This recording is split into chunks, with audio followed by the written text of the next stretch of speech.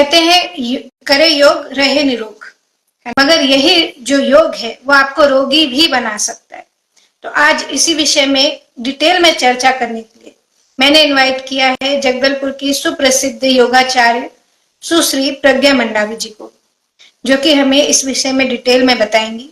और मुझे पता है कि जब आप इनकी बातें सुनेंगे तो आप जब योग करेंगे उसके बाद तो वो सही होगा और आप उससे जल्दी स्वस्थ होंगे, वो आपको बेटर क्वालिटी ऑफ लाइफ देगा।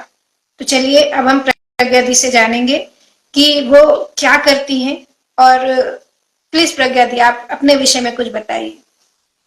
जी, मेरा नाम प्रज्ञा मंडावी है, जैसे कि राशि जी ने बताया। और मैं योगा थेरेपिस्ट हूँ, और साथ में मैं डाइट न्यूट्रिशन न्यूट्रिशनिस्ट भी हूँ। और काउंसलिंग के साथ मैं लोगों की बेटर होने में, अपनी हेल्थ को बेटर करने में हेल्प करती हूँ। ओके, तो दीदी मैं आपसे जानना चाहती हूँ, आज हम लोग योग के विषय में बात करेंगे, सारी चीजें करेंगे कि योग से कैसे किसी की मदद हो सकती है, कौन सी बीमारी ठीक हो सकती है, क्या पीसीओडी, थायराइड, डायबिटीज ये सब ठीक हो सकता है। ये भी जानेंगे कि किसको योग कब करना चाहिए, कितना करना चाहिए, क्या योग सबके लिए है। तो लेकिन सबसे पहले जानते हैं योगा क्या है। क्या सिर्फ सांस को अंदर लेना, छोड़ना, या अलग अलग जो पॉस्चर बनाते हैं लोग, कई लोग एंटरटेनमेंट के लिए भी वो सब ट्राई करने की कोशिश करते हैं। तो क्या है योग असल में? असल में जो योग जो है, उसकी जो उत्पत्ति हुई है वो कहीं ना कहीं अपने आप, मतलब योग जो शब्द है संस्कृत, सबसे पहले समझते हैं योग का जो शुरुआत जो है वो कहाँ से हुआ।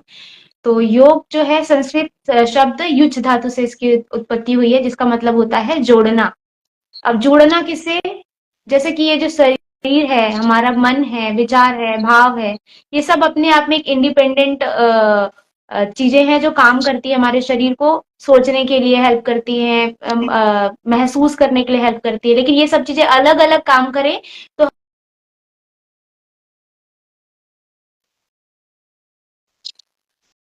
प्रज्ञा जी, सिखा पॉज पॉज हो गए योग थे। आप एक बार हमें ये योग का बता सिखाता रहे है थे कि ना हम, अब- हम्म। हाँ एक मिनट, एक सेकेंड, शायद नेटवर्क प्रॉब्लम। हाँ, अभी ठीक है कोई आवाज? हाँ हाँ बिल्कुल।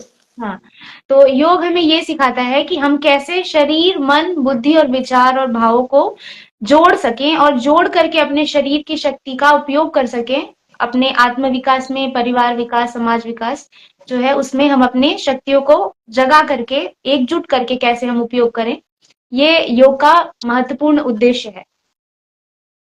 ओके, बहुत अच्छी डेफिनेशन दी दीदी। और योग से मतलब हम टोटल अपने शरीर मन आत्मा से जुड़ पाते हैं, मुझे आपकी बातों से समझ में आया। और जी, लाइफ को अच्छा कर पाते हैं, ना सिर्फ शारीरिक बल्कि मानसिक भी, आध्यात्मिक तौर पे भी। और जी, मतलब अपनी ये लोग को भी सुधारते हैं और परलोक को भी सुधार पाते हैं। जी। तो मेरा नेक्स्ट क्वेश्चन रहेगा दीदी आपसे कि क्या योग से जो आज की लाइफ स्टाइल डिसीज है, जैसे कि डायबिटीज हो गया, पीसीओडी हो गया, थायराइड हो गया, कैंसर हो रहा है लोगों को, बहुत छोटी छोटी उम्र की जो गर्ल्स हैं वो परेशान है कि उनकी हाइट नहीं बढ़ती, लड़के परेशान है कि उनका बॉडी का वजन सही नहीं हो रहा है, तो क्या ये सब चीजें सही हो सकती है? आप मतलब ये है कि हर जो बीमारी होती है उसका एक कैटेगरी में हम उसको डिवाइड करते हैं। जैसे कि हम बोल सकते हैं शुरुआती स्टेज होता है हर बीमारी का, और उसके हम्म। बाद में इंटरमीडिएट स्टेज होता है, एक फाइनल स्टेज होता है। तो ये डिपेंड करता है कि जो व्यक्ति है वो किस स्टेज में हमारे पास आया है योग में, है ना? हम्म। अगर वो शुरू से कर रहा है तो हाँ, ऐसा नहीं है कि अगर योग कर रहा है तो उसको कोई बीमारी नहीं होगी। योग कर रहा है तो भी कुछ ना कुछ हमारे लाइफस्टाइल में कुछ ना कुछ गड़बड़ियां हो जाती है, अप डाउन होते हैं, तो इंसान को बीमारियां होती ही हैं। चाहे वो कितना ही योग कर रहा हो या कुछ कर रहा हो, कुछ ना कुछ चूक हो जाती है इंसान से, तो बीमारी होती है। और अगर कोई उसको ऑलरेडी उसे कोई बीमारी हो रही है, मान लो उसे सर्दी खांसी हो रही है या पीसीओडी की शिकायत हो रही है, तो कुछ कुछ बीमारियों को हम फाइनल, सेकंड, थर्ड स्टेज तक भी हम ठीक कर सकते हैं। लेकिन कुछ कुछ, जैसे कि कैंसर हो गया, कैंसर को हम अगर फोर्थ स्टेज में बोलेंगे कि अब योग से ठीक करो, तो हम नहीं ठीक कर सकते, है ना? अगर आप शुरू से अभ्यास कर रहे हैं योग में, तो आप कैंसर जैसे बीमारियों से बच सकते हैं, ये हम कह सकते हैं। हम्म। लेकिन अगर आप थर्ड या फोर्थ स्टेज में हैं तो उसे ठीक कर पाना योग से मुमकिन नहीं है।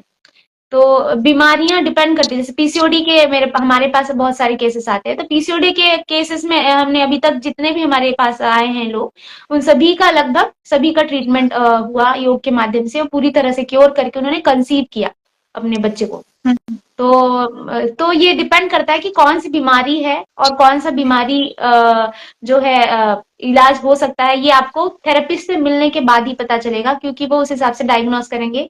तो आपको हमेशा थेरेपिस्ट से कंसल्ट करना चाहिए ऐसे समय में। बहुत सही बात बोली दीदी। मुझे एक बात समझ में आई, जितना मैंने अपने मरीजों में भी ऑब्जर्व किया, कि जैसे हम लोग बोलते हैं ना कि दवाइयां जो है बिना डॉक्टर के सलाह से नहीं लेनी चाहिए, वैसे ही जी योग भी बिना योगा इंस्ट्रक्टर से मिले, बिना उनसे कंसल्ट किए नहीं करना चाहिए। मैंने कई लोगों को जी देखा है क्लिनिक में, आप मानोगे नहीं, जो बताते हैं कि हम दिन में 15-15, 20-20 मिनट कपाल भाती करते हैं, जी अनुलोम विलोम करते हैं 100 बार, सूर्य जी नमस्कार करते हैं 18 बार। नवाज, तुम्हारे शरीर का फिर होता क्या होगा बॉस? तो क्या जी दीदी इतना ये योगा करना अच्छा होता है, या इसके भी कोई साइड इफेक्ट हो सकते हैं? हाँ, जैसे कि आपने बोला, योग जो है, मतलब योग भी एक मेडिसिन की तरह ही है देखा जाए तो। जितना हम ज्यादा करेंगे उतना नुकसान है, और कम करेंगे तो भी नुकसान है, तो हमें अपने शरीर के अनुसार ही योग का चयन करना चाहिए। जैसे कि वात पित्त कफ, मैंने जैसे कि मेरे अनुभव के दौरान मैंने जाना कि योग हर व्यक्ति को सेम योग हम नहीं करा सकते। हर व्यक्ति की प्रकृति अलग होती है, वात पित्त कफ के अनुसार हर व्यक्ति का जो है योग करने का अभ्यास भी अलग अलग होगा हर किसी का, है ना। किसी को आसन ज्यादा करना है, किसी को प्राणायाम ज्यादा करना है, किसी को ध्यान ज्यादा करना है। तो ये कैटेगरी कैटेगरी में डिवाइडेड है चीजें। तो कभी भी जैसे आप करते हैं, क्या आजकल जैसे शिविर में योगासन का अभ्यास किया जाता है, तो मैं इस चीज के पक्ष में नहीं हूँ, शिविरों का जो योग है, क्योंकि क्या होता है उसमें शिविर में एक जैसा योग सबको सिखाया जाता है। तो हम्म। उसमें क्या होता है, आप किसी को मान लो कोई हाई मतलब ज्यादा प्रॉब्लम वाली परेशानी है, उसमें अगर वो बिना किसी परहेज के, क्योंकि पर्सनल ट्रेनर जो है आपको प्रॉपर बता रहा है, आपकी समस्याओं को जानता है, तो आपके ऊपर पूरा ध्यान रहेगा उसका। लेकिन अगर आप कहीं शिविर में कर रहे हैं तो क्या होता है, उसमें ध्यान नहीं रहता है जो इंस्ट्रक्टर होता है उसका। और कई बार जो व्यक्ति जो कर रहा है उसको भी समझ नहीं आ पाता है कि अपनी बीमारी को, कि हाँ इसमें मुझे करना चाहिए या नहीं करना चाहिए।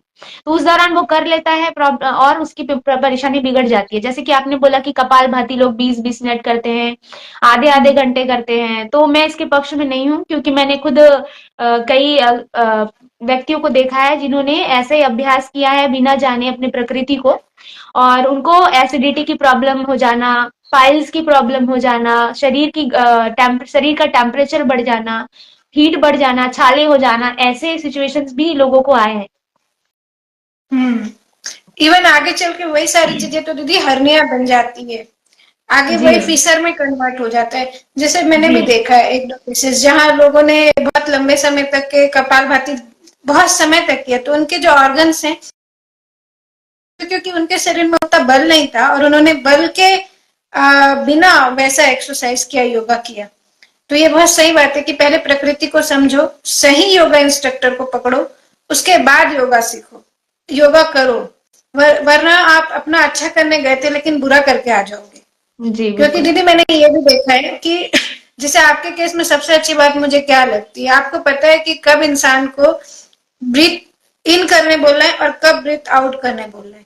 बहुत सारे इंस्ट्रक्टर से मैं मिली हूँ जो बिल्कुल बोलते हैं हाँ बस करते जाओ, बस करो, कुछ नहीं होता, कुछ गलत नहीं होगा, जबकि श्वास से मेरी जिंदगी चल रही है। तो अगर मैं एक भी श्वास कम ज्यादा कर रही हूँ तो उससे मेरा बैलेंस बिगड़ेगा। आपका इसमें क्या व्यू है दीदी?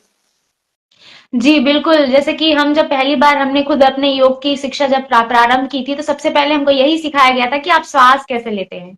तो हम्म। श्वास लेना सबसे पहले, प्राणायाम से भी पहले हमारी जो पहली लर्निंग होती है वो श्वास लेने पे ही होती है, कि हमको कैसे हम्म। श्वास लेना है। तो अधिकतर क्या होता है, हम भाग दौड़ की लाइफ, हमारी जो लाइफस्टाइल है, फास्ट लाइफस्टाइल की वजह से हमारा लंग्स जो है हम हाफ ही यूज करते हैं। अधिकतर श्वास लेते हैं तो हम अपने हम्म। हाफ लंग्स का इस्तेमाल करते हैं, लेकिन हमको जब हम प्रैक्टिस करते हैं तो हमको कोशिश करना है कि फुल हमको एब्डोमेन तक हमारे श्वास को ले जाने की कोशिश करनी चाहिए।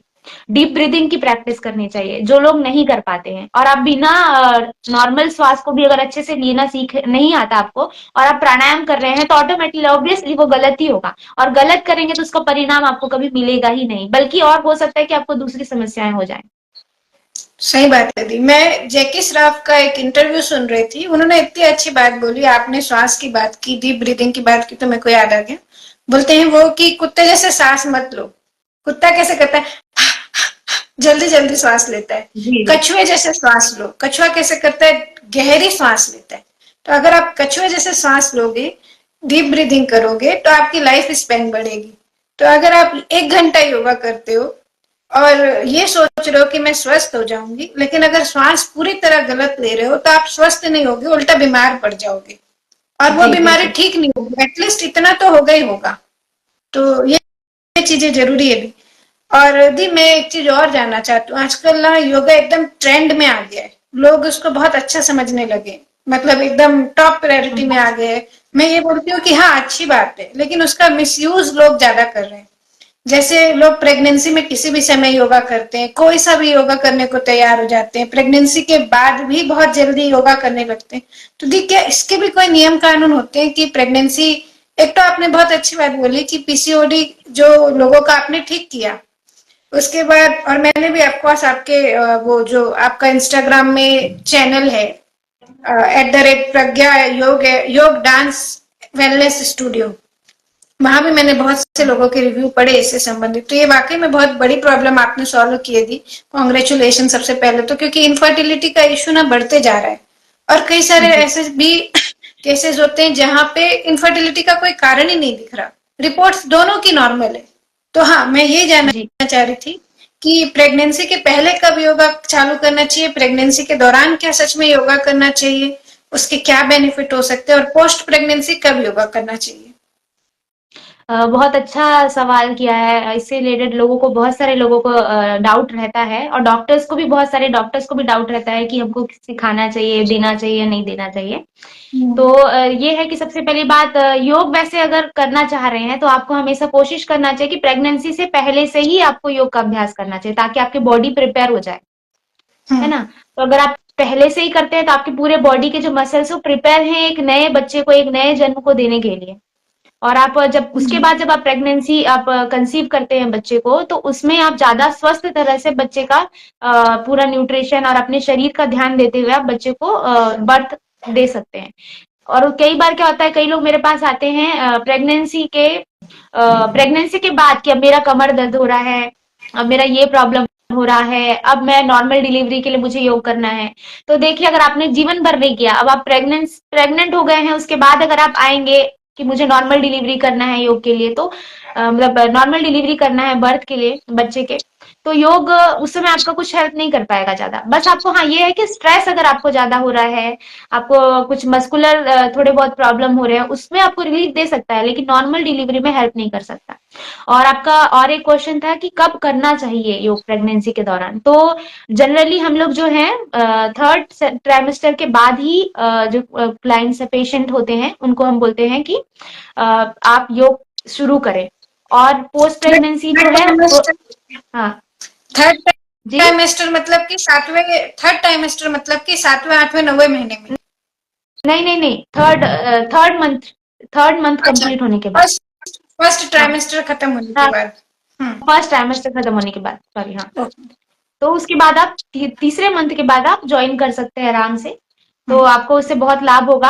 अभी तक मैंने काफी 3 से 4 क्लाइंट्स जो है मेरे प्रेगनेंसी के दौरान जिन लोगों ने योग किया, और उन लोगों को काफी स्ट्रेस वगैरह रहता था, तो उसमें उन लोगों को काफी रिलीफ मिला, स्ट्रेस में, बैक पेन में। और जो day to day life routine के जो हैक्टिक शेड्यूल था उसमें उनको काफी रिलीफ मिला, तो उन्होंने बच्चों को अच्छे से इजिली कंसीव किया और इजिली उन्होंने बच्चे को बर्थ दिया। तो आप अगर करना चाहते हैं तो फर्स्ट ट्राइमेस्टर के बाद ज्वाइन कर सकते हैं। और एक सवाल था आपका कि पोस्ट प्रेगनेंसी के बाद कब कर सकते हैं। तो पोस्ट प्रेगनेंसी में भी देखिए, अगर आपको नॉर्मल डिलीवरी है तो आप 3 महीने के बाद, 4 महीने के बाद आप शुरू कर सकते हैं। और अगर ज्यादा से ज्यादा, अगर आपका घाव अगर प्रॉपर नहीं सूखा है तो आपको 6 महीने या 1 साल भी लग सकता है। तो आपको डॉक्टर से कंसल्ट करके और अपने जो आपको, जहाँ पे आपको मतलब टाके लगे हैं उस जगह की स्थिति को देखते हुए वहां आपको योगा का अभ्यास शुरू करना चाहिए। सही बात है दी।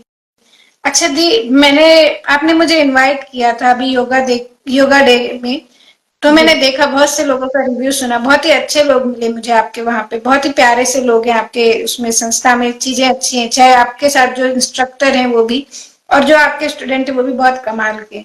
तो मैंने वहां उनसे सुना कि किसी का स्पॉन्डिलाइटिस आपने ठीक किया, किसी का माइग्रेन ठीक हुआ, किसी लड़की को पीरियड नहीं आ रहा था वो ठीक हुआ, किसी का कोई बता रहा था कि स्ट्रेस खत्म हुआ। तो दीदी थोड़ा सा ये बताएंगे कि हमारे डे टू डे लाइफ में लोगों की कौन कौन सी बीमारी ठीक कर सकते हैं, और कोई एक दो योगा बताएंगे जो नॉर्मली लोग करें तो अच्छा रहेगा।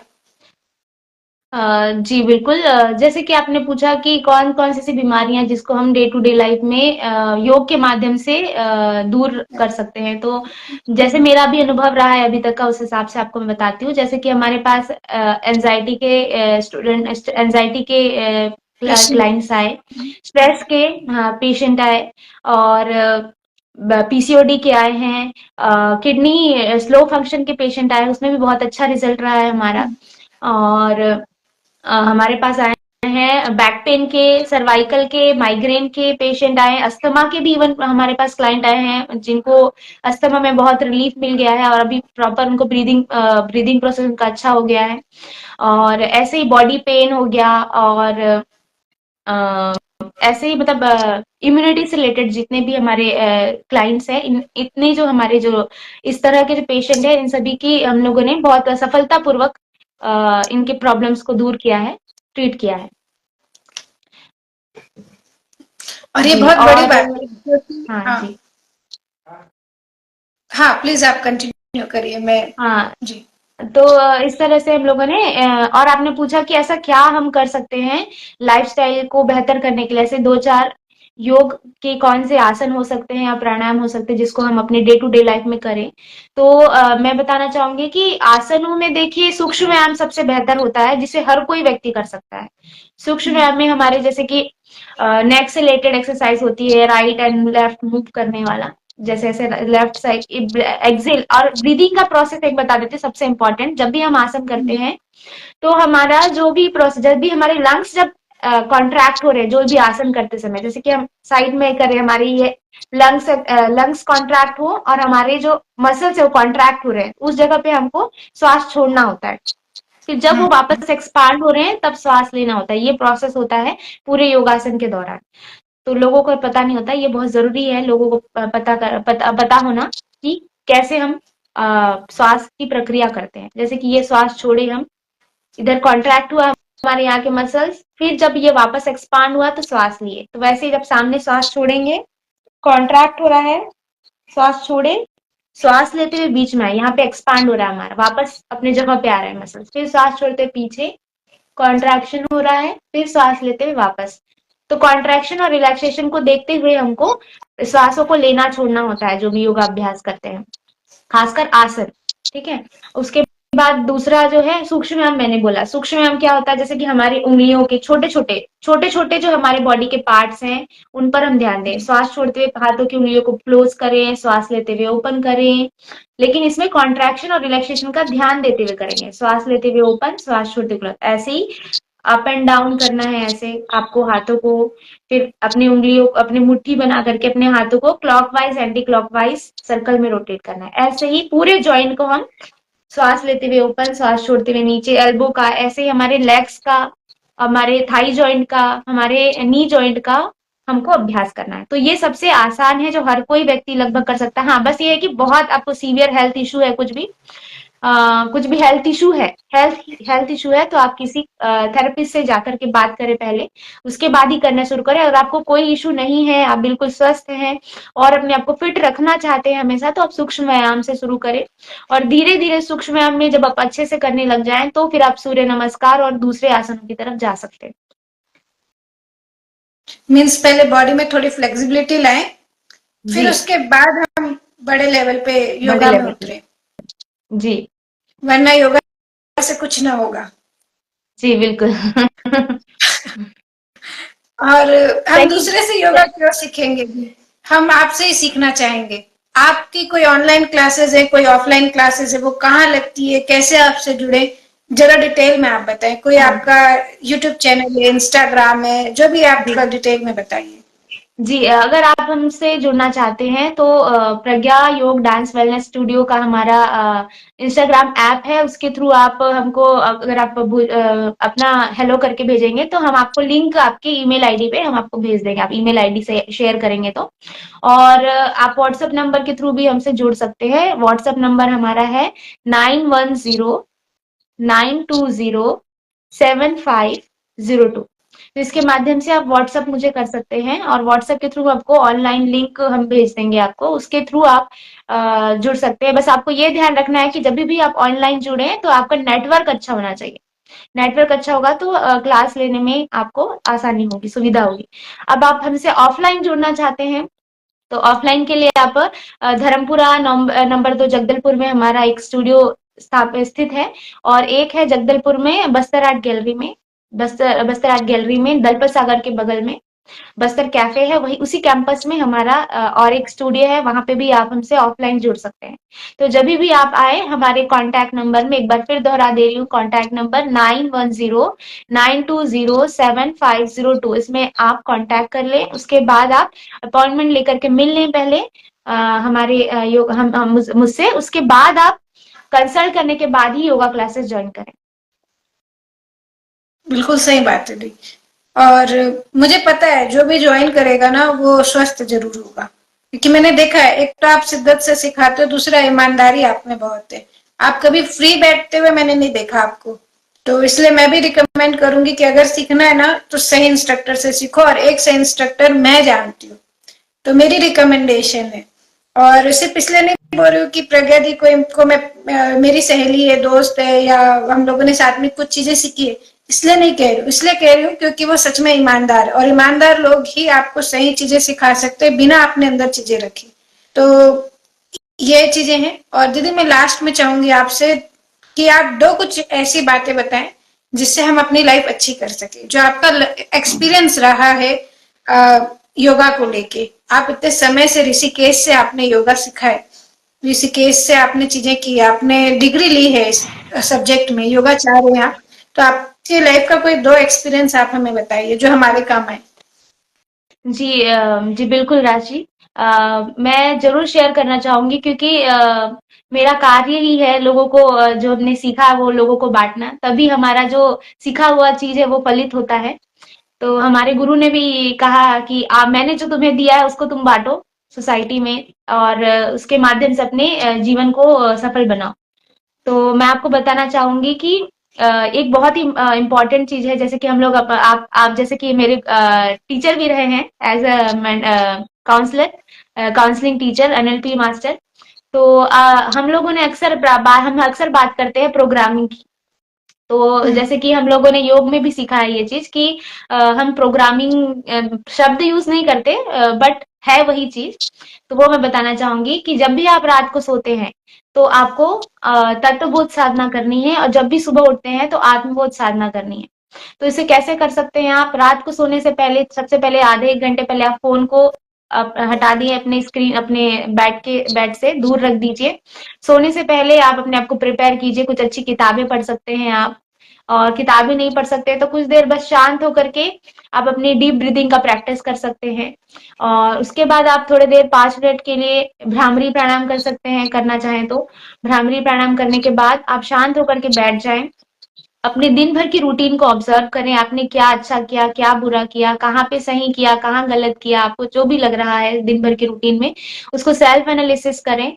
उसके बाद अपने आप को, जहाँ पे आपने गलती की उसके लिए आप अपने आप को माफ करें, अपने आप को फॉरगिव करें, और जहाँ पे आपने अच्छा किया उसके लिए अपने आप को सेल्फ अप्रिशिएशन जरूर दें।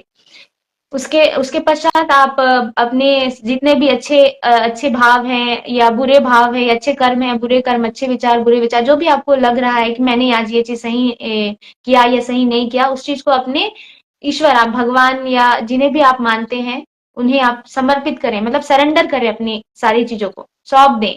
किसी किसी भी, आप हो सकता है आप अपने पूर्वजों को मानते हो तो आप उनको पूर्ण रूप से समर्पित कर दीजिए कि ये सब चीजें मैंने ऐसे ऐसे किया, ये आपको समर्पित है, और अब मैं इस जीवन को पूर्ण रूप से आपको समर्पित करके अपने जीवन को सुखद रूप से सौंप करके अब मैं निद्रा की गोद में जाना चाहता हूँ या चाहती हूँ। तो आप नींद की अवस्था में चले जाएंगे। उसके बाद आपको कुछ नहीं सोचना है आपने क्या किया क्या नहीं किया, अब सब चीज आपने सौंप दिया, समर्पण कर दिया, तो आप नींद में आराम से सो जाइए।